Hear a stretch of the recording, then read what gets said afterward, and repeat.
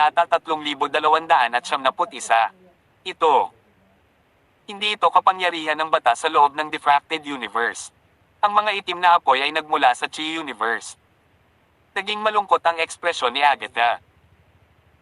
Hindi niya alam kung ano ang gagawin sa sitwasyong ito, lalo na't nasa loob pa rin ang tunay na kaluluwa ng Peacock Heavenly King. Kaya, hindi niya magagamit ang Void Crystal of Annihilation, o kung hindi ay mapapawi ang buong entity, na nangangahulugang ginawa nila ang lahat. Ito para sa wala. Whoosh! Isang malaking bola ng itim na apoy ang lumipad patungo sa kanila. Ginamit ni Dorothy ang sarili niyang apoy para mapawi ito at naiwasan niya ito. Sa kabilang banda, nabangga ito ni Esmeralda, higit sa lahat dahil isa siyang water cultivator. Maraming depensang kayamanan na nasa kanya ang hindi man lang tumagal ng 10 segundo sa ilalim ng mga apoy na iyon, na sunod-sunod na nabasag. Sa kabila nito, patuloy pa rin ang pag-alab ng apoy na para bang gusto nilang sunugin ang lahat hanggang sa lupa. Pagkatapos ay gumamit si Agatha ng isang lihim na spell upang i-lock ang paboril, tumalon upang iligtas si Esmeralda. Sa hindi inaasahang pagkakataon, nasunog siya matapos iligtas ang kanyang alagad. Sa isang iglap, nasunog ang kanyang sapatos, medyas, at cuffs. Maging ang kanyang makatarungang binti ay nagsisimula ng masunog. Ang mga demonyong apoy ay napakalakas.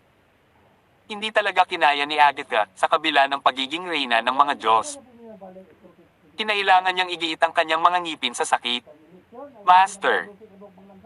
Tigaw ni Esmeralda habang sumusugod sa pag-asang tumulong sa pag-apula ng apoy.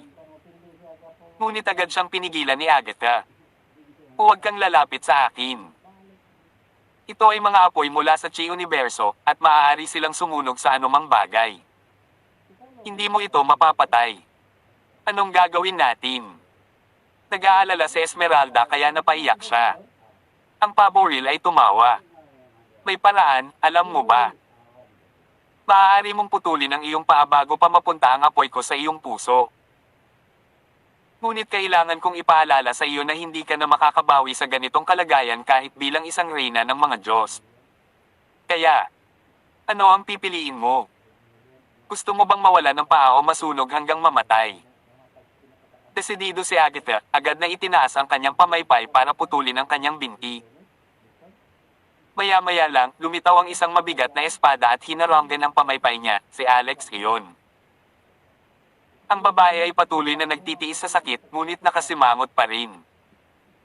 Alex, anong ginagawa mo? Sabi ni Alex, you don't have to chop it off. Mayroon akong plano. Agad namang tanong ni Esmeralda, ano yon? Matatagpuan ba talaga niya ang kanyang binti? Tumanggaw si Alex. Kaya kong subukan. Pagkasabi noon ay hinawakan niya ang nasusunog na paa ni Agatha. Wag mo akong hawakan. Tigaw niya at binawi ang paa niya. Gayunpaman, medyo mahigpit ang pagkakahawak ni Alex habang nakalapat ang bibig nito sa binti nito na parang sinusubukang halikan ito.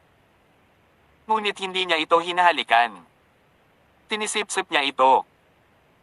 Nagulat si Agatha, iniisip na ang lalaki ay masyadong matapang para sa kanyang sariling kapakanan. Kailangan niyang putulin ang kanyang buong binti dahil lamang sa pagkasunog ng isang maliit na bahagi nito. At ginagamit mo ang iyong bibig. Kailangan mo bang putulin ito? Higit sa lahat, ginagamit ito ni Alex upang sipsipin ang itim na apoy sa binti ni Agatha, tinutupok ito ng kanyang bibig. Ahi! Nababaliw na ba siya? Paano niya sipsipin ang bagay na ito? Ang mas nakakagulat ay hindi nagliyab ang bibig ni Alex sa kabila ng pagsipsip ng ganoon kalaking apoy.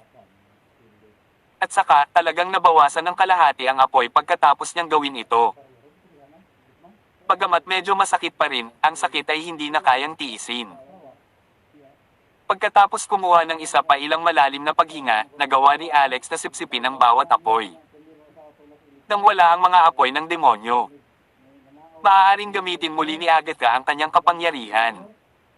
Sa isang kisap mata, gumaling siya sa kanyang mga sugat. Alex, okay ka lang. Napatitig siya kay Alex. Bali hinalikan lang niya ang hita niya.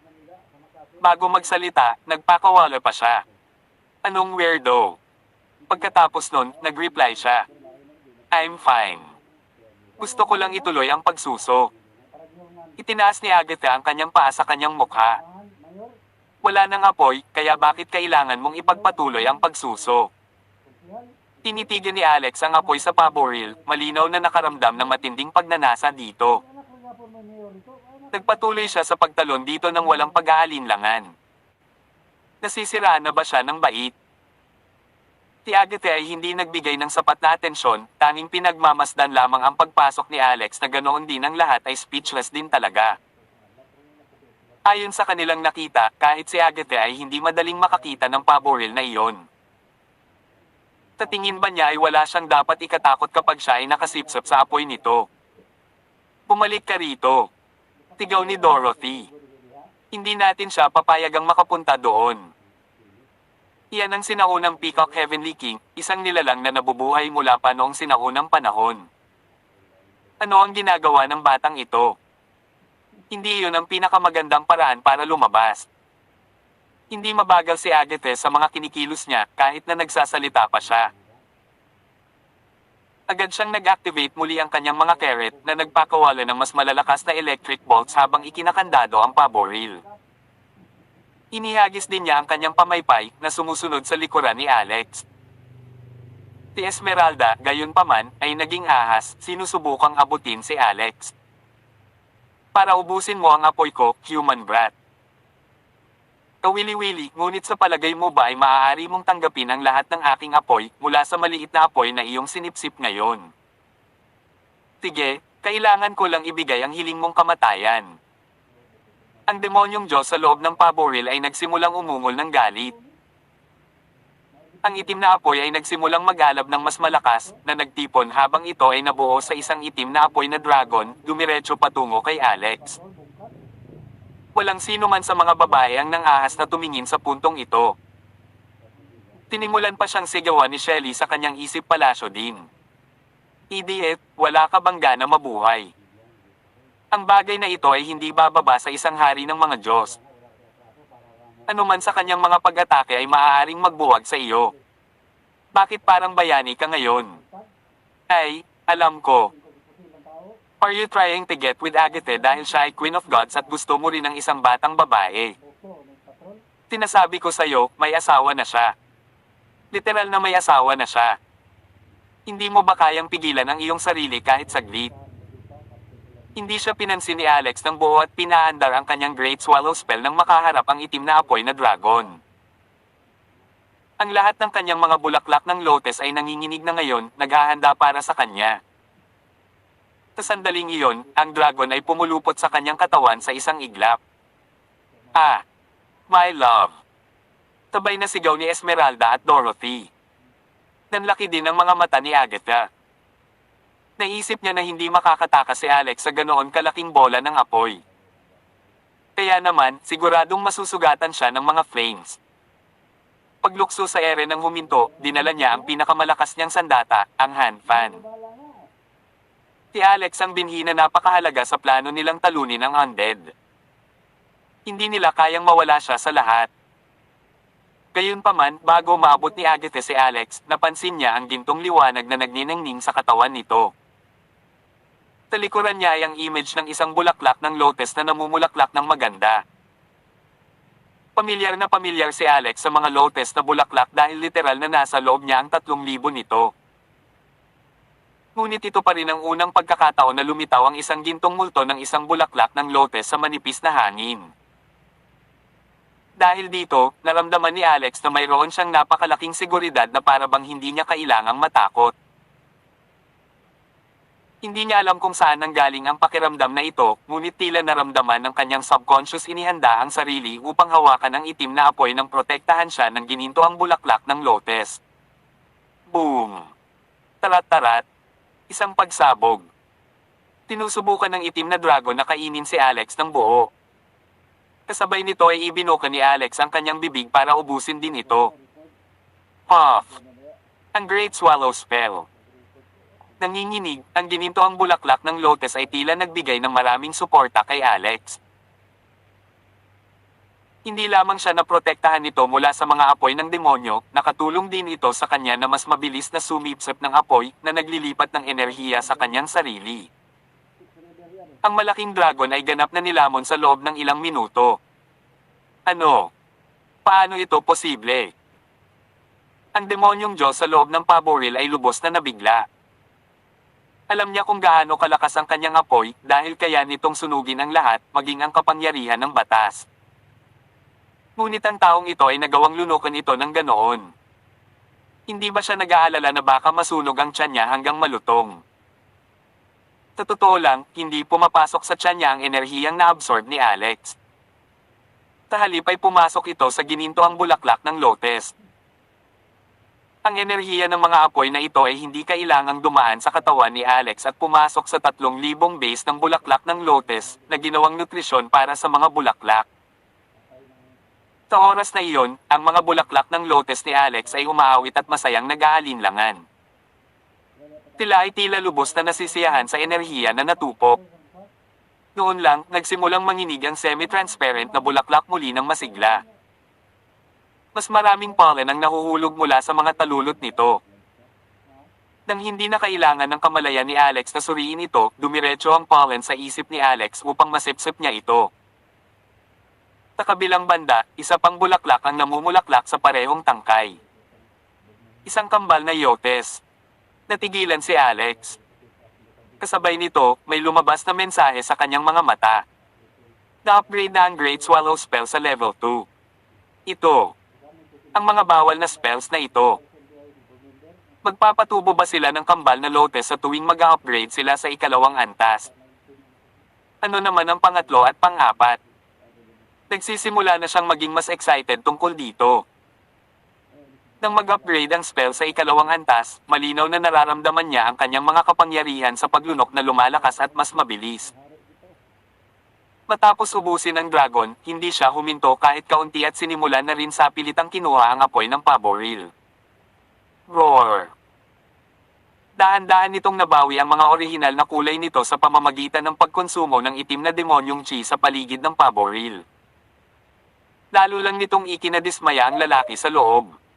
Hindi na siya makaupo at manood. Iyon ay dahil nagsisimula ng lumunin ni Alex ang kanyang kaluluwa pagkatapos na masipsip ang lahat ng itim na demonyong chi sa ibabaw ng paboril. Mamatay ka na lang.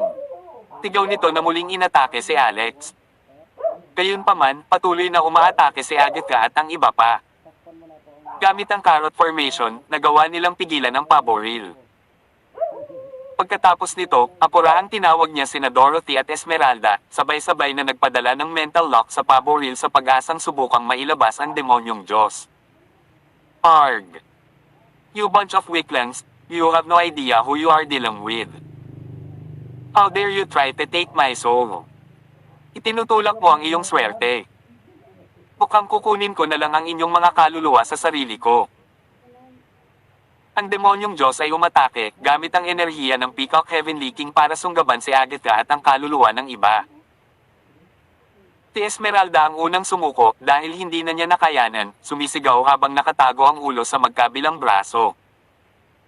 Maya-maya pa, naramdaman ni na Dorothy at Agatha na parang may mali rin. Biglang lumabas sa palasyo ng isip ni Alex sina Shelly at Ancestor Body. Ipinadala ang Ancestral Body Tree, na gawang itali ni Ancestor Body ang Peacock Heavenly King. Ang mga ugat ay tumagos sa katawan nito, nililimitahan ang kapangyarihan ng demonyong Diyos upang hindi na niya mapahamak ang kaluluwa ni Yuno. Lumabas ka na.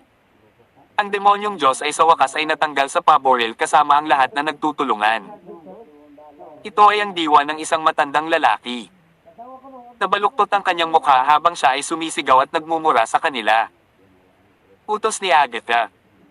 Huwag kang magpigil pagdating sa mga scam na ganito. Alisin na natin ang basura.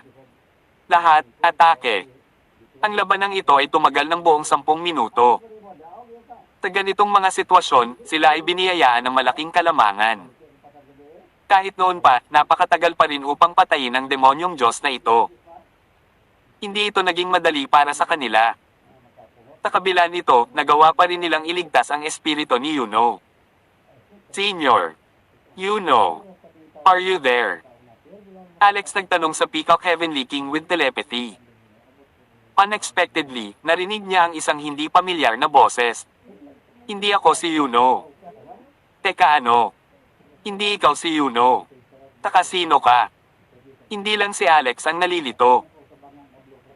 Pakiramdam ni Agatha at ng iba pa ay hihimatayin sila dahil ang tagal nilang nagawang patayin ang demonyong Diyos na iyon at iligtas si Yuno ng sabay. At ngayon sinasabi mo sa amin na hindi ikaw si Yuno. Ako ang Peacock Heavenly King. Ang hindi pamilyar na boses pagkatapos ay nagbigay diin ang tunay na Peacock Heavenly King. After a short pause, she continued. Salamat sa lahat ng tulong mo, kung hindi, naging iba na talaga ako. Agad na tanong ni Alex, then what about Yuno? Hindi ba si Yuno ang Peacock Heavenly King? Sumagot ang boses. Yuno. Malamang isa siya sa mga nahati kong kaluluwa. Nakatakas siya sa lugar na ito, pero bumalik siya na lubhang nasaktan. Wala akong choice kundi ay dissipate siya, maaaring sumanib muli sa aking kaluluwa. Lumalabas na wala na talaga siyang ibang paraan para harapin iyon. Siya ay talagang bahagi ng kanyang kaluluwa pagkatapos ng lahat. Ngunit hindi ba ang pagwawala sa kanya ay nangangahulugan na wala sa kanyang mga alaala ang mananatili? Matagal nang hindi nakasama ni Yuno si Alex. Mahigit 2 taon pa lang ang nakakaraan mula nang makipag-date siya kay Phoebe. Naalala niya na sinabihan siya ni Yuno na sanayin si Phoebe hanggang sa spirit severing stage sa loob ng 3 taon at sundan siya sa isang lugar. Mukhang pinag-uusapan niya ang lungsod na ito sa ilalim ng dagat. Gayunpaman, biglang pumunta si Alex ng Anden Territory matapos ang aksidente sa Flying Eagles Academy. Siya ng buo ay nawala sa mukha ng mundo na ito. Malamang simula noon ay nawalan na ng pag-asa si Yuno kay Alex. Pero ngayon, alam na ni Alex na magsisisi siya kung hahayaan niyang mawala si Yuno ng ganoon na lang. Nagsalita siya. Miss Peacock, alam ko isang bagay o dalawa tungkol sa pagpapagaling ng mga kaluluwa. Maaari mo bang palayain ang nahati mong kaluluwa, Yuno, para matingnan ko siya? Siguro mapapagaling ko siya, tapos hindi mo na siya lubusang iwaksi. Nagtanong ang Paboril, at ano ang silbi niyan? Siya ay isang kaluluwang nahahati. Sagot ni Alex. Ayaw mo bang itago ang mga alaala niya? At least alam mo kung ano ang nangyayari kapag wala siya. Ang Paboril ay hindi masyadong nagmamalasakit ngunit nagpa siya na sumang-ayon, nakikita kung gaano kitiyaga si Alex tungkol sa bagay na ito. Ang kanyang noo ay pumutok sa liwanag habang ang isang bola ng berdeng ilaw ay lumutang mula sa pagitan ng kanyang mga kilay. Doon tila isang malabong multo ng isang Paboril sa loob ng berdeng ilaw na iyon. Ito ay maliit at espiritual, at nakapikit ito. Gayunpaman, ang multo ay tila hindi naging matatag. Ito ay magiging malabo paminsan-minsan, na isang sintomas ng isang hindi matatag na hati na kaluluwa. Tinawag ni Alex ang bola ng berdeng ilaw gamit ang kanyang daliri, inilagay ito sa gitna ng kanyang palad. You know. Alex, I didn't expect you to have got this far. You know, divine consciousness pumasok sa loob ni Alex. Isip pa rin na tunog medyo malabo. Alam kong hindi ka mamamatay ng ganoon kadali. Pinilit din ni Phoebe na paniwalaan iyon. I'm delighted that you could come back safely and save my original body. I'm here to save you too. Wala kang dapat sabihin. Sabi ni Alex. Walang silbi. I am just a split soul. Hindi na ako complete pagkatapos na masugitan ang aking core. Hindi na maaaring maibalik kung paano ako noong una. Mahina at malayo ang divine consciousness ni Yuno. Kaya si Alex lang ang nakakarinig ng boses niya. Bilang isang hating kaluluwa, kailangan kong bumalik sa isang punto. Ang pagtatapos ay pareho. Pero makakalimutan mo ang lahat. Okay lang, I've been here before, and I've lived independently before. At kilala kita at Phoebe. Ito ay sapat na sa akin. Umiling si Alex. Kitikot takot ang mararamdaman niya kung mawawala si Yuno, gaya ng nararamdaman niya na matay sa harap niya, hindi bababa. Inabot niya ang kanyang mga kamay, na-activate niya ang kanyang chi, ang Ultimate Book of Medicine, at ilang Zarviko talismans. Pagkatapos ay ipinasok niya ang lahat ng ito sa nawawalang kaluluwa ni Yuno gamit ito sa kanya. Kumuha pa siya ng isang dakot ng mga table tas at kinuha ang mga kapangyarihang panggamot nito na ipinadala ito sa kanyang kaluluwa. Makalipas ang 5 minuto. Pagkatapos ng 10 minuto. Tirichit asterisk S. Makalipas ang kalahating oras. Parang hindi pa rin tumatag ang kaluluwa ni Yuno. Ngunit ang bola ng berdeng ilaw ay naging mas maliwanag at mas maliwanag.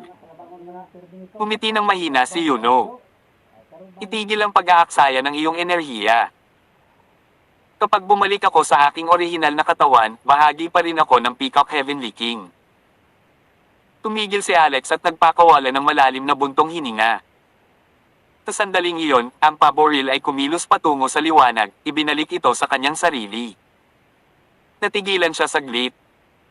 Medyo hindi pa rin matatag ang kaluluwa, ngunit napanatili mo ang kanyang mga alaala. Napakahusay mo nang nagawa. Habang pinagsama niya si Yuno sa kanyang kaluluwa, dinaan niya ang kanyang mga alaala. Biglang napakunot ang noo ng paboril nang malaman niyang may mga eksenang natulog kasama si Alex sa alaala ni Yuno. Malinaw na hindi siya natulog sa kanya bilang kanyang sarili, ngunit siya ay kay Phoebe katawan sa halip. Gayunpaman, ang mga alaala ay hindi katanggap-tanggap nang kinuha ni Yuno ang katawan ni Phoebe. Bilang isang sinaunang Diyos, ang Peacock Heavenly King ay hindi maaaring mag-iwan ng ganoong maruruming alaala sa kanyang katawan dahil dinudungisan lamang niya ang kanyang sarili. Whoosh! Itinigil ng paboril ang pagsasanib at ginamit ang kanyang dalisay na banal na kapangyarihan upang putulin ang nahati na kaluluwa ni Yuno kahit hanggang sa paghiwa sa bahagi kung saan ito konektado sa kanyang aktwal na kaluluwa. Tsahaf! Ayoko na itong hiteng kaluluwa. Natigilan si Alex. Paano niya nasabi na ayaw niya? Pinutol ko na ang marka ng Peacock Heavenly King sa loob ng hiteng kaluluwa. Ang mga alaala niya ay hindi akin. Maaari mo na lang siyang ibalik sa taong Phoebe na iyon. Just take it as a thing from me. Napatulala si Alex at agad na sinalo ng mga kamay niya ang kaluluwa ni Yuno. Maya-maya lang ay nagsalita si Agatha. Senior, the diffracted universe is currently being invaded by the undead. Ang ilan sa ating mga supreme na tao ay nahulog din sa sinaunang daan. Maaari mo bang akayin kami doon upang mailigtas namin sila? Ang sinaunang daan. Natahimik ang paboril ng 10 segundo. Ang lugar na iyon ay nakaranas ng ilang mutisayon at pinsala. Walang nakakaalam kung saan ang actual entrance ay dahil ito ay naputol mula sa Divine Star Nest, gumagala sa sarili nitong. Kaya naman hindi alam ang lokasyon nito na para bang isa itong ilusyon. Maliban kung nagmamadaling tanong ni Agatha, unless what? Tinabi ng paboril, maliban na lamang kung mahahanap mo ang Deraenji Temple at ipakikilala kanila bilang isang karapat-dapat na kaalyado na tumatanggap ng pinakamalaking pahintulot sa loob. Pagkatapos ay magagamit mo ang buong kapangyarihan ng kaharian nito upang ilipat ang sinaunang daan sa orihinal nitong pagkakalagay. Nakalulungkot na kailangan mo ang kapangyarihan ng Buddha upang makilala nila. Sa aking pagkakaalam, lahat ng mga angkan ng Budista sa loob ng sansinukob na ito nahulog na. This was quite a hard task, naisip ni Agatha habang nakakunot ang noo. Hindi ko alam kung nasaan ang Deraenji Temple, lalo pa ang kapangyarihan ni Buddha. Maya-maya, nagsalita si Alex. Baka makatulong ako. Tinanong ni Agatha, paano ka tutulong? Nawasak ang buong kaharian ng Siddhartha. Maging ang lahat ng mga Buddha ay bumagsak. Itinuro ni Dorothy ang kanyang lalaki. Siya ang hinaharap na Buddha. Laking gulat ni Agatha na muntik na niyang makagat ang kanyang dila. Magiging Buddha na siya. Ang dami niyang babae. The Holy Realm would become a whole brothel. Muling nagsalita si Alex. Ate Agatha, dyan ka nagkakamali. Ang banal na kaharian ay hindi lamang para sa mga birhen. Ito ay isang relihiyon, isang uri ng pananampalataya, at isang uri ng batas. One of the laws within the colossal cultivation of heaven and earth actually. Wala itong kinalaman sa sex. Parehong lalaki at babae ay maaaring sumali sa Budismo kahit na mag-asawa. Meron isang no marriage rule para sa mga Budista sa mortal na kaharian, dahil lamang sila ay nag-aalala, wala tayong sapat na lakas at paghahangad. Kaya't ang kanilang paglalakbay sa Budismo ay mauuwi sa pagkagambala ng mga walang kabuluhang bagay. Gayunpaman, kung ang isang tao ay magiging matalino at sapat na determinado, magagawa pa rin ng isa na kumpletuhin ang kanyang paglalakbay anuman. Pagkatapos ng ilang sandali, nagpatuloy siya.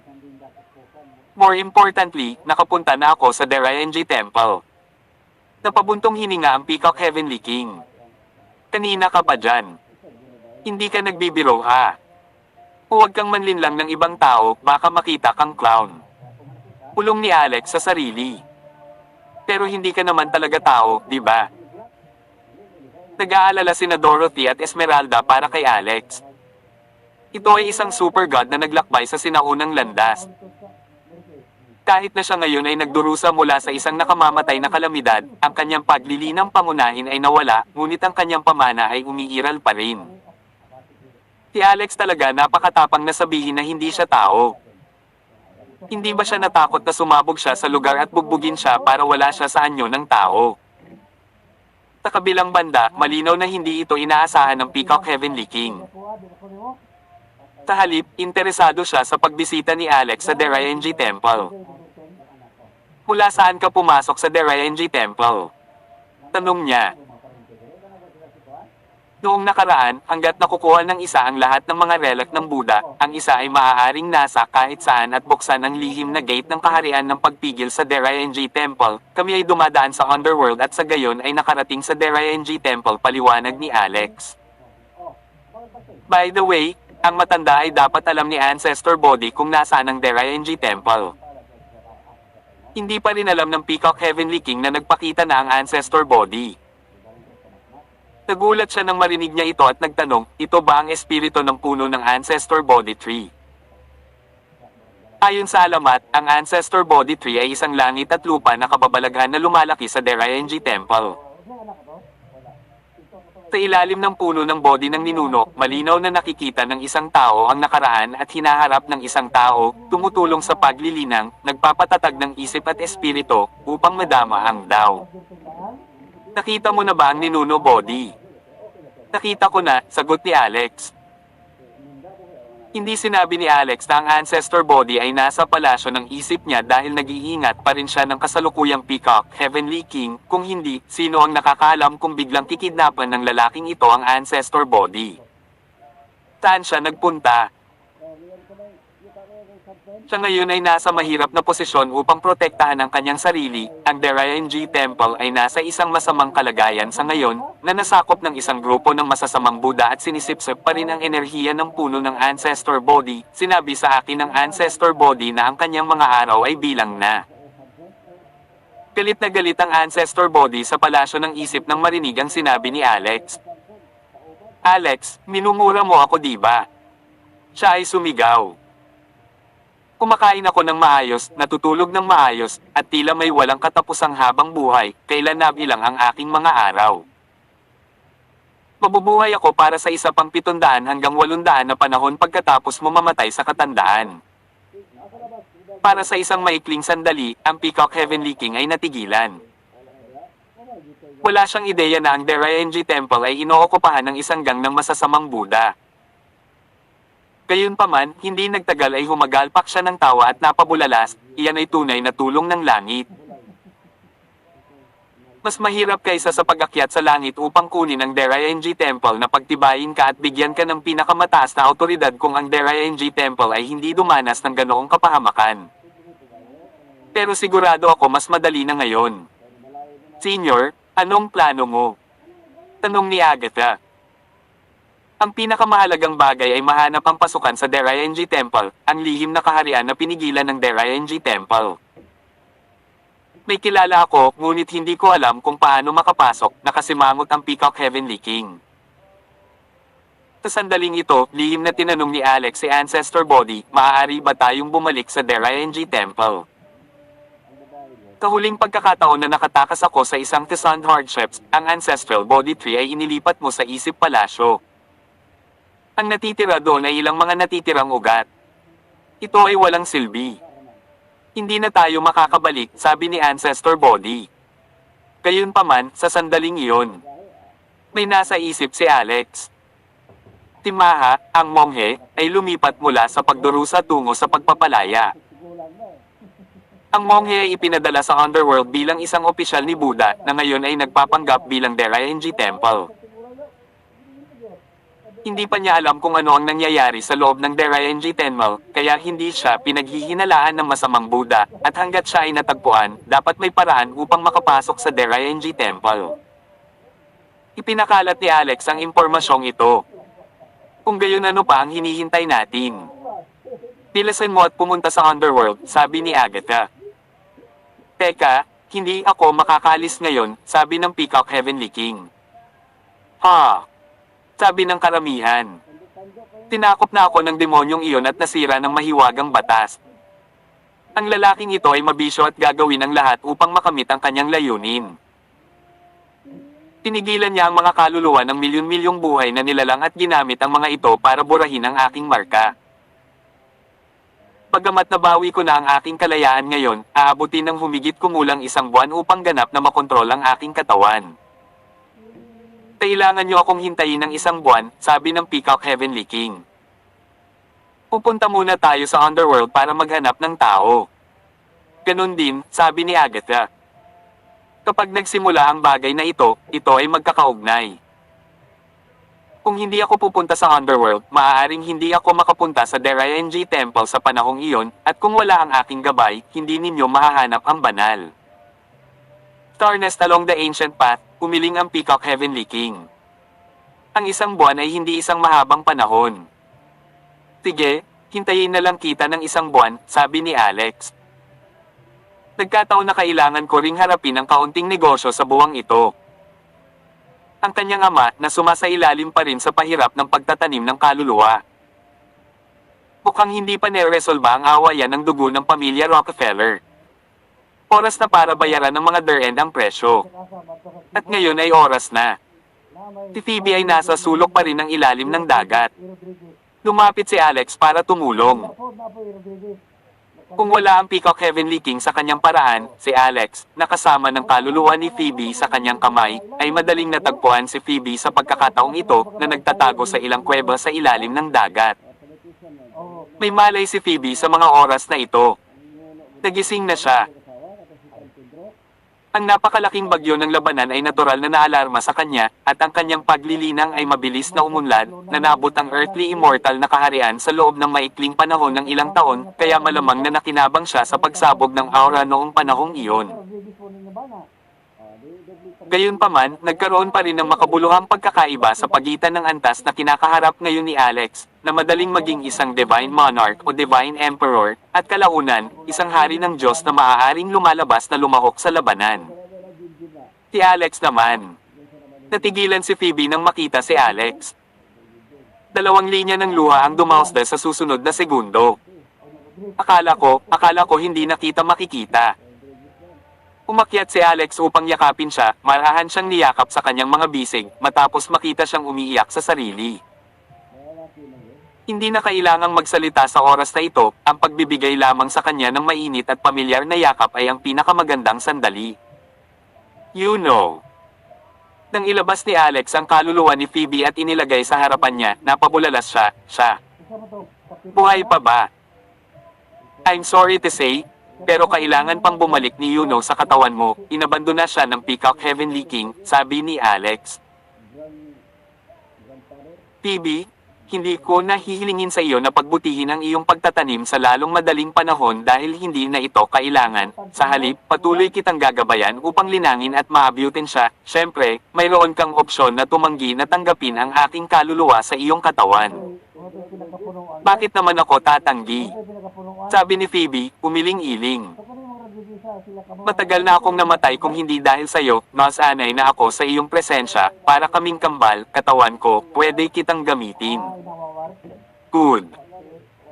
Mas magandang sabihin mo ng maaga kung kailan mo gustong makipag-make out para hindi ko na kailangang harapin ang awkward na eksenang iyon kapag kinokontrol ko ang katawan ko, sabi ni Yuno.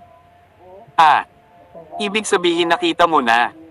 Ah, ang swerte mo, sabi ni Phoebe kay Alex. Ang Peacock Heavenly King ay nangangailangan pa ng isang buwan, habang si Alex at ang iba ay piniling umalis muna pagdating kasama ang muling nabuhay na bangkay. Wala na silang kakayahan ngayong nawasak na ang Demon King. Ang hangganan na nagbabawal sa paggamit ng hangin ay walang bisa rin. Swish! Maraming tao ang nagmadaling lumabas sa puntod ng Peacock Heavenly King. Pumalik sila sa yuka ng walang tigil. Inilabas ni Esmeralda ang Divine Dreamcatcher at tiningnan ang impormasyon nito, natuklasan na marami pang impormasyon, ngunit walang gaanong impormasyon tungkol sa Undying Clan na nagdudulot ng kalituhan sa universo, na parang umalis sila sa Amerika. Ang mga tao ay umalis sa Yorkshire Palace. Walang Undying Clan na mahahanap. Gayunpaman, siya ay nasa tuktok pagdating sa pamilya Durand. Ito ay isang mensahe na espesyal na isinulat kay Alex. Isang pagpupulong kay Alex noong 3 ng Marso, sa Mount Olympus, sa isang labanan ng buhay at kamatayan. Pinirmahan ito ni Maguire Forcade, ang ninuno ng pamilya Durand. Ancestor of the Forcade family. Mabilis na naalala ni Alex ang sinabi sa kanya ng kanyang lolo kanina, na ang ninuno ng Forcade family na ito ang nagsimulang magtanim ng kaluluwa sa katawan ng kanyang ama. Siyempre, ang kanyang layunin ay dapat ang banal na aklat, ang pinakamahalagang pag-aari ng pamilyang Rockefeller. Hindi inaasahan ni Alex na lilito ang ninuno ng pamilyang Forcade at agad na maglatag ng nakasulat na mensahe ng digmaan sa ibabaw ng Divine Dreamcatcher habang sinakop ng hindi namamatay na mga angkan ang universo. Nahanap niya siguro ang operator ng Divine Dreamcatcher at pinilit siyang ibunyag ang nakasulat na mensahe ng digmaan, tama. Talagang tama si Alex sa kanyang hula. Kung hindi, paano may lalagay ang ganitong uri ng impormasyon na walang kinalaman sa isa't isa sa ganitong uri ng lokasyon? Nagkaroon ito ng malaking negatibong epekto sa reputasyon ng Divine Dreamcatcher.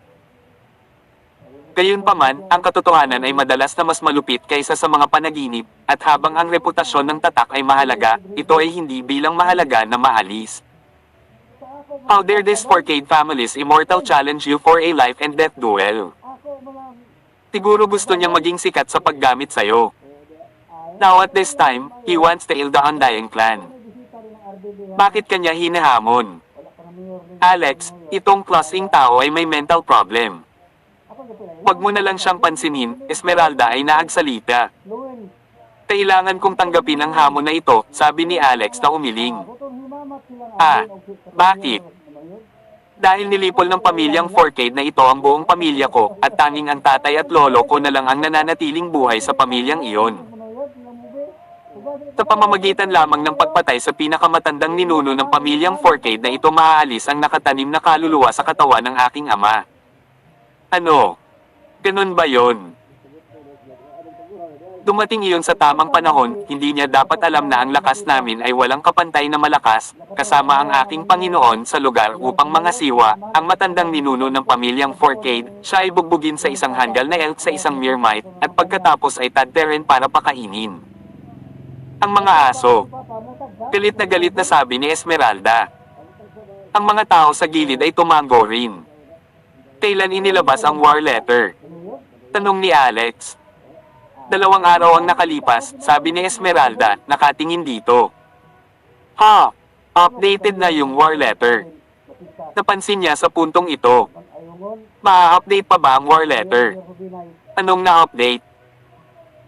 Talagang sinabi ng matandang walang kamatayang B** na ito na kapag hindi ka pupunta sa appointment, lilipulin ang Amerika at burahin ito sa lupa, nagalit si Esmeralda. Hindi nagtagal.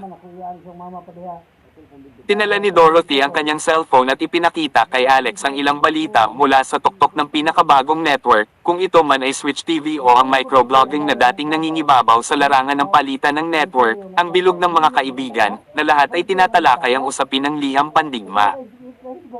Mayroong maraming mga bagay na sasabihin. Sa pangkalahatan, inaasahan na si Alex ay lilito at dumalo sa appointment. Kung hindi, ano ang mangyayari sa Amerika? Napakaraming tao ang mapatay, hindi naman pwedeng dahil sa iyo lang, di ba? May mga taong walang pangunawa sa aktwal na sitwasyon at puro kalokohan ang daldal. Tila talagang out of touch ka, kung may kakayahan ka, dapat kang pumasok mag-isa sa Mount Olympus. Nakita ito ni Esmeralda at nagbuntong hininga, labis kong hinahamak ang ganitong klase ng keyboard warrior. Nakapikit sila ay magsasabi ng kahit ano. Kung ang bansa ay may ganitong uri ng mga tao, pagkatapos ay kalimutan ng tungkol sa paglaban sa walang kamatayang angkan. Tumuko ka na lang.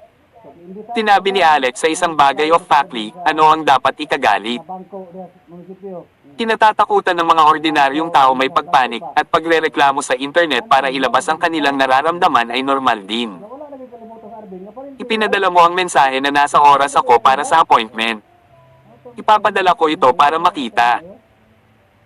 Maaaring hindi magawa ng taong nagpapatakbo nitong Divine Dreamcatcher maglabas ka ng bagong mensahe, sabi ni Esmeralda habang kinukuha ang Divine Dreamcatcher. Ang kanyang pag-aalala, gayunpaman, ay hindi kailangan. As soon as she replied to Alex, the Divine. Na-refresh ang screen ng Dreamcatcher na may bagong update. Ayon sa headline, tumugon si Alex sa sulat ng labanan at tumuloy gaya ng ipinangako. Tilichit asterisk S. Ikatlong araw na ng Marso sa isang kisap mata.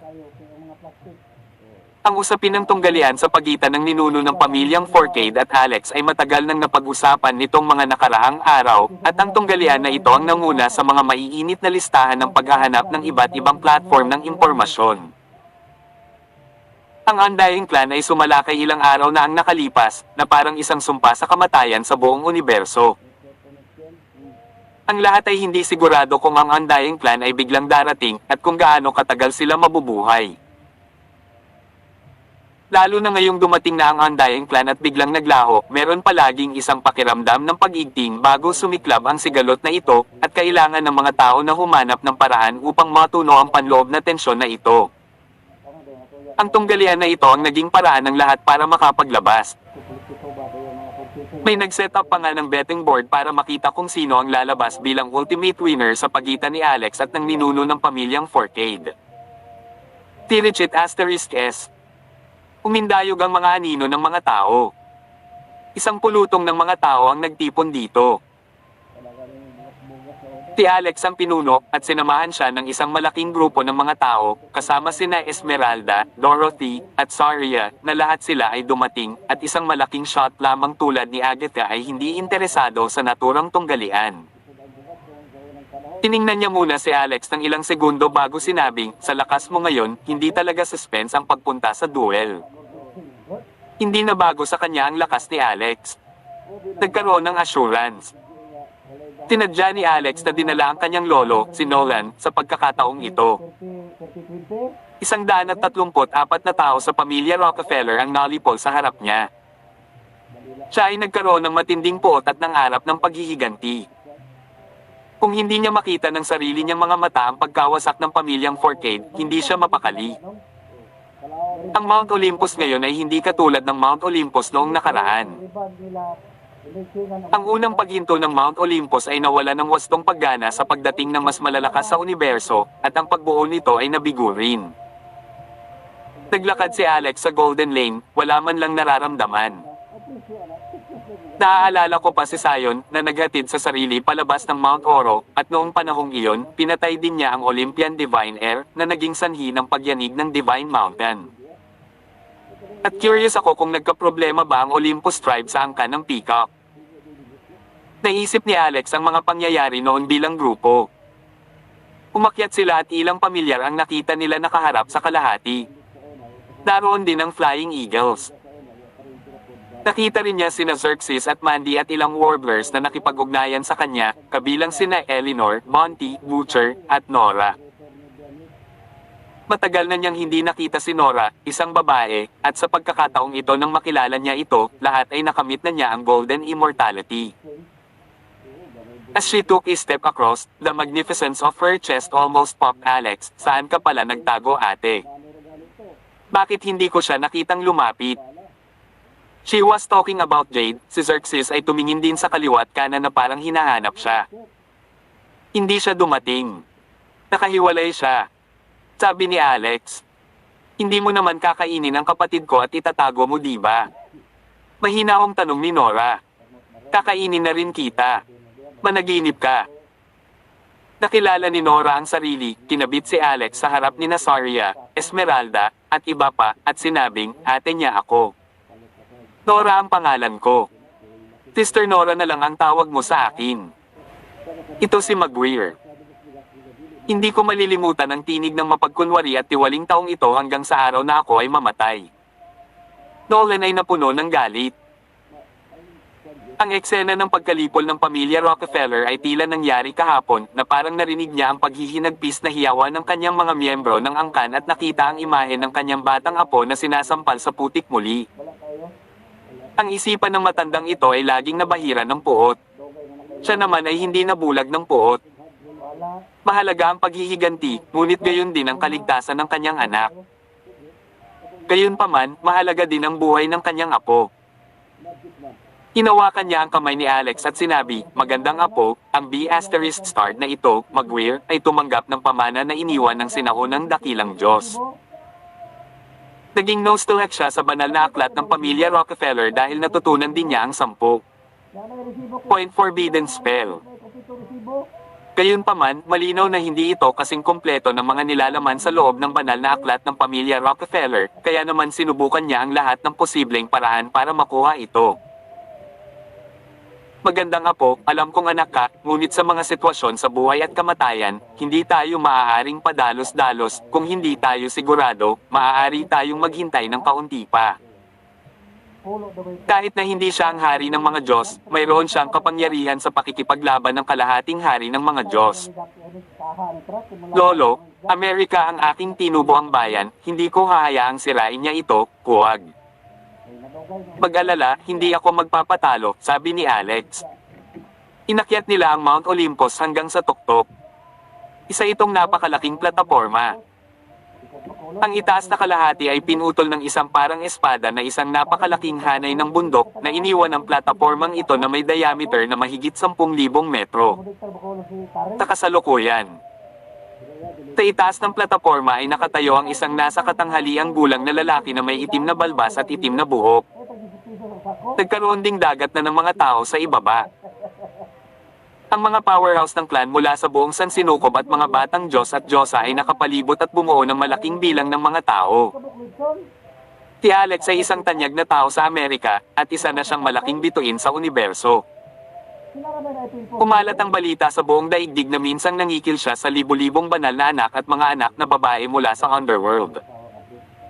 Ang taong namamahala sa Yukon Secret Realm may isang gimmick din. Siya ba si Alex? Ang binhi ng universo. Not bad looking, clean and dry, he's like my little puppy. Can I bail him out if I step in? Nang makalapit si Alex at ang iba pa, mapanghusga ang mga tao. Medyo naririnig ang mga boses. Walang pag-aalala tungkol sa narinig. Matagal nang bukas ang betting board para sa laban ni na Alex at Maguire. Halos walang pumuste kay Alex para manalo dahil hindi alam ang tunay na lakas ni Alex. Samantalang ang pinanggalingan ni Maguire ay isiniwalat ng mga taong may masamang hangarin. Si Maguire ay nagmula sa pamilya ng mga sinaunang Diyos. Ang kanyang ama, na isang Diyos hari noong sinaunang panahon, ay napatay ng maglaon sa digmaan kasama ang hindi namamatay na angkan, ngunit ang sabi-sabi ay natanggap ni Maguire ang pagka-Diyos haring ng kanyang ama at natural na minana ang malaking pamana ng kanyang ama. Malinaw kung sino ang mananalo. At sino ang matatalo sa tunggalian ni Alex, isang bago henerasyong binata. Maguire, matanda ka na. Matagal ka nang namumuhay ng hamak. Ngayon, mukha ka ng hamanin ng apo ko. Pinahiya mo ang iyong ama. Kapag nailibing na siya, hindi na mahawakan ng kabaong ang katawan ng iyong ama. Lugar. Sumirit si Nolan habang nakatingin kay Maguire. Hindi kumurap si Maguire, Nolan, sa pagsubaybay sa pinanggalingan mo, pambihira rin ang pinanggalingan ng pamilya Rockefeller mo. Mas maluwalhati pa ito kaysa sa Forcade family ko. Sa kasamaang palad, hanggang ngayon, ang iyong pamilyang Rockefeller ay naiwan na may ilang mga mahihina. Ang ninuno ng iyong pamilyang Rockefeller ay tumakbo sa kalaliman upang hanapin ang kamatayan. Ngayon, ito ay nakalaan para sa pagkawasak ng pamilya Rockefeller, ngunit una, kailangan mong ibalik ang banal na aklat sa akin. Walang hiya ** starred, nilipol mo ang 134 na miyembro ng pamilya Rockefeller ko. Isang 3 taong gulang na bata ang namatay sa kaunos-lunos sa ilalim mo, at ngayon ay sinusubukan mong baligtarin ang katotohanan, na sinasabi na ang mga ancestral treasures ng aking pamilyang Rockefeller ay sa iyo. Paano ka naging makapal ang balat? Tinabi ito ni Nolan habang siya ay galit na galit. Nang sabihin ito ni Nolan, iba't ibang ekspresyon ang isinuot ng mga tao. Gayunpaman, walang tumayo upang akusahan si Maguire sa huli. Lolo, ngayong dumating na ang mga bagay-bagay, wala nang saysay na pagalitan siya, tanging ang pagpatay sa burokratang ito sa pamamagitan ng kamay ay maaaliw ang mga patay na kaluluwa ng aking pamilyang Rockefeller, at ang aking ama ay magising. Sabi ni Alex. Natapos siya at mag-isa siyang naglakad pasulong. Medyo mahangin, at nanlamig si Alex. Napag-aralan mo na ba ang banal na aklat? Tahimik na sumingit si Maguire. Malalaman mo kapag sinubukan mo. Natatawang sabi ni Alex. Maraming tao ang natarante dahil dito. Bakit siya nagbimang? Kaisipan ba ng hari o natakot ba siya tungkol sa pakikipagduel sa isang dalubhasa ng hindi mabilang na beses mas malakas kaysa sa kanya? At napakadali pa niyang tumawa. Forget what they doing, keep on doing. Oh,